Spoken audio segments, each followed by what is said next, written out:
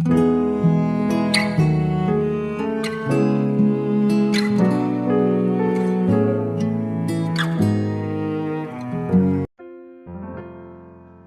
saudara yang dikasihi Tuhan Yesus, selamat malam dan salam sejahtera bagi saudara semua. Saya menyapa bagi saudara yang ada di Indonesia dari Sabang sampai Merauke, baik yang di kota maupun yang ada di Indonesia. Dan saudara yang ada di Malaysia, di Sabah, di Sarawak, di Kuala Lumpur, senang sekali kembali menjumpai saudara pada saat ini. Kiranya damai sejahtera dan sukacita daripada Roh Kudus senantiasa melimpah dalam hati dan kehidupan saudara semua. Dan kiranya saudara semua dalam keadaan baik, sehat selalu, puji Tuhan. Selamat datang kembali di Pokok Anggur bersama saya Yosia Krispianto. Mari saudaraku, sebelum kita bersama-sama merenungkan firman Tuhan, mari kita satu di dalam doa. Bapa di surga, Bapa yang baik, Bapa yang kami muliakan di dalam nama Tuhan Yesus Kristus. Kami mengucap syukur oleh karena pertolongan dan penyertaan Tuhan di sepanjang hari ini, sehingga kami boleh dimampukan Tuhan untuk melewati hari ini, melakukan tugas dan tanggung jawab kami serta aktivitas kami. Itu semua karena berkat pertolongan Tuhan. Pada saat ini kami kembali rindu ya Tuhan untuk merenungkan firman-Mu. Berbicaralah kepada kami ya Tuhan, urapi kami dan jamah hati kami sehingga kami dapat memahami maksud firman Tuhan. Terima kasih ya Tuhan, kami siap merenungkan firman-Mu. Hanya di dalam nama Tuhan Yesus Kristus kami berdoa. Amin. Puji nama Tuhan saudara. Baik, kita akan membaca di dalam Yesaya pasal 55 ayat yang ke-8 dan yang ke-9. Sebab rancanganku bukanlah rancanganmu dan jalanmu bukanlah jalanku. Demikianlah firman Tuhan, seperti tingginya langit dari bumi, demikianlah tingginya jalanku dari jalanmu dan rancanganku dari rancanganmu. Puji Tuhan. Saudaraku, saat kenyataan tidak sejalan dengan doa yang kita panjatkan, apa yang sebaiknya kita lakukan, saudara? Mengapa kita harus percaya bahwa rencana Tuhan selalu yang terbaik, sedangkan rencana kita, sebaik apapun itu, belum tentu Tuhan wujudkan? Saudara, belajar dari firman Tuhan, ada 3 hal yang bisa kita renungkan dan lakukan untuk kita menyikapinya, saudara. Yang pertama adalah bahwa rancangan Tuhan bukanlah rancangan kita. Saudara, di dalam Yesaya 55 ayat 8 dan ke-9, ayat nats di atas mengatakan, sebab rancanganku bukanlah rancanganmu dan jalanmu bukanlah jalanku. Demikianlah firman Tuhan. Seperti tingginya langit dari bumi, demikianlah tingginya jalanku dari jalanmu dan rancanganku dari rancanganmu. Saudara, Tuhan sebagai pencipta kita tahu apa yang lebih baik dan paling baik untuk hidup kita, saudara. Jadi belajarlah untuk menerima jalan dan rencana Tuhan. Entah itu baik atau buruk menurut pendapat kita, saudara. Kita berhak berdoa meminta apa saja. Berhak melakukan berbagai upaya yang positif. Dan berhak merencanakan hal-hal yang menurut kita baik untuk dijalankan. Namun, hasilnya tetap bergantung kepada Tuhan, saudara. Dialah yang berdaulat sepenuhnya atas hidup kita.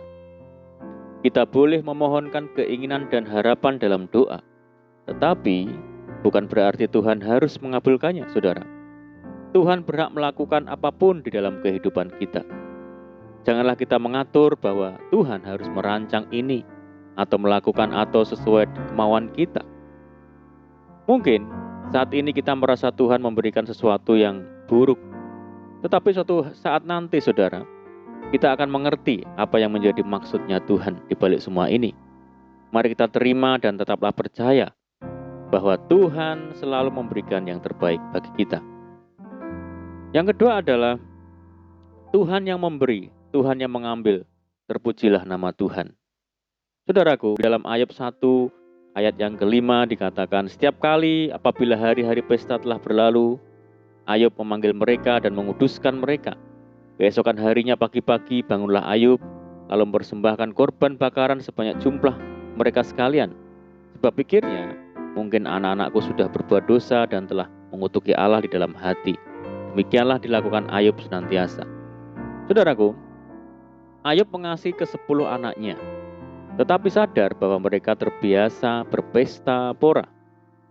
Karena itu, seusai pesta, Ayub selalu mempersembahkan korban bakaran agar Allah mengampuni anak-anaknya jika mereka berdosa kepadanya, saudara. Di sisi lain, Ayub tidak pernah tahu bahwa Tuhan menerima tantangan iblis untuk menguji imannya. Semua harta benda Ayub termasuk ke-10 anaknya diambil oleh iblis. Ayub yang semula punya segalanya, kini kehilangan segalanya. Namun, respon Ayub terhadap kemalangannya sangat luar biasa, saudara. Ia tetap memuji Tuhan. Ayub sadar segala miliknya adalah miliknya Tuhan, sehingga Tuhan berhak mengambilnya kapanpun. Selalu ingat dan sadari apapun milik kita saat ini, termasuk orang-orang yang kita kasihi seperti orang tua, pasangan, atau anak, adalah milik Tuhan, saudara. Tuhan berhak mengambil mereka kapanpun sesuai kehendak Tuhan. Kita lahir tanpa membawa apa-apa. Saat meninggal pun kita tak akan membawa apa-apa. Karena itu, tetaplah memuji Tuhan dan belajarlah merelakan ketika Dia mengambil sesuatu yang kita miliki. Di dalam Ayub 1, ayat yang ke-21 dan 22 dikatakan, dengan telanjang aku keluar dari kandungan ibuku, dengan telanjang juga aku akan kembali ke dalamnya. Tuhan yang memberi, Tuhan yang mengambil, terpujilah nama Tuhan. Dalam kesemuanya itu, Ayub tidak berbuat dosa dan tidak menuduh Allah berbuat yang kurang patut. Yang ketiga adalah, bukan kehendakku, melainkan kehendak-Mu lah yang terjadi. Saudara, di dalam Lukas 22, ayat yang ke-42 dan 43 dikatakan, ya Bapakku, jikalau Engkau mau ambillah cawan ini daripadaku, tetapi bukanlah kehendakku, melainkan kehendak-Mu lah yang terjadi. Maka seorang malaikat dari langit menampakkan diri kepadanya untuk memberi kekuatan kepadanya. Saudara, teladan terbaik dalam hal berserah dalam rencana Allah adalah Tuhan Yesus, Tuhan. Beberapa jam sebelum ditangkap, Yesus sadar dirinya harus menderita demi menanggung dosa umat manusia. Salah seorang muridnya sendiri mengkhianatinya. Dia akan ditangkap dan diperlakukan seperti penjahat. Dicari-cari kejahatannya agar bisa dijatuhi hukuman. Tuhan akan difitnah, diludahi, dipermalukan, disiksa, dan digantung di atas kayu salib beberapa jam lamanya agar tidak langsung mati. Respon Yesus adalah berserah sepenuhnya kepada Allah Bapa dan membiarkan kehendak Allah terlaksana. Yesus sangat takutan, saudara, tapi tidak membiarkan dirinya dikuasai ketakutan. Dia berdoa bukan agar dihindarkan dari berbagai hal buruk, tetapi agar mampu menanggung semua yang Bapa kehendaki untuk digenapi. Saudaraku, saat doa-doa kita tidak dikabulkan dan apa yang terjadi adalah hal yang tidak menyenangkan, mari saudara tetaplah berpikir dan merespon dengan benar. Kita akan dimampukan untuk menerima kenyataan, memuji Tuhan, merelakan apa yang diambilnya dari kita, dan memohon agar Dia menguatkan kita dalam menjalani kehendak-Nya.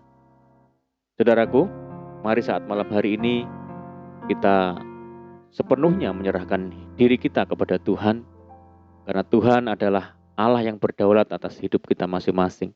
Kita percaya bahwa apa yang terjadi dalam hidup kita semua dalam kendali Tuhan. Untuk itu kita menyerahkan saat ini kepada Tuhan yang adalah Tuhan kita, Dia yang mampu memberikan yang terbaik bagi setiap kita. Amin, puji Tuhan. Mari kita berdoa. Bapa di surga, Bapa yang baik, terima kasih buat kebenaran firman-Mu saat ini. Tuhan, ajari kami untuk mengerti bahwa Tuhan yang berdaulat atas hidup kami. Jalan Tuhan bukan jalan kami.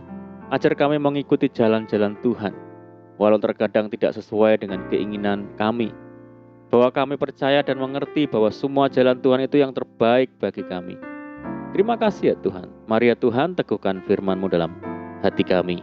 Dan saat ini kami berdoa bagi saudara kami semua yang sungguh-sungguh setia mendengar program ini, yang ada di Indonesia, di Sabang, sampai Merauke, yang ada di Malaysia, dan dimanapun saudara kami berada.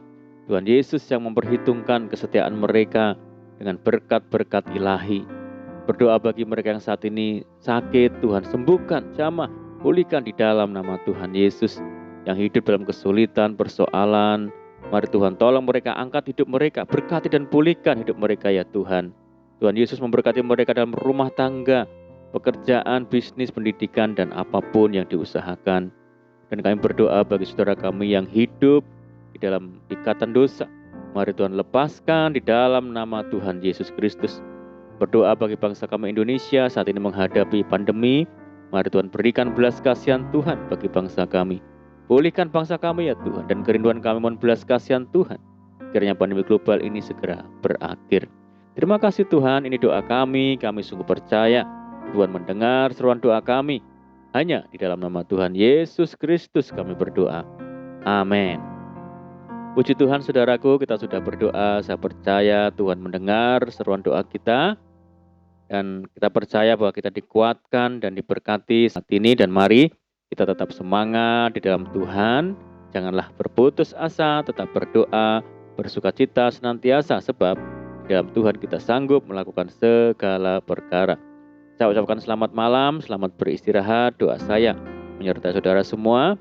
Tuhan Yesus memberkati. Haleluya.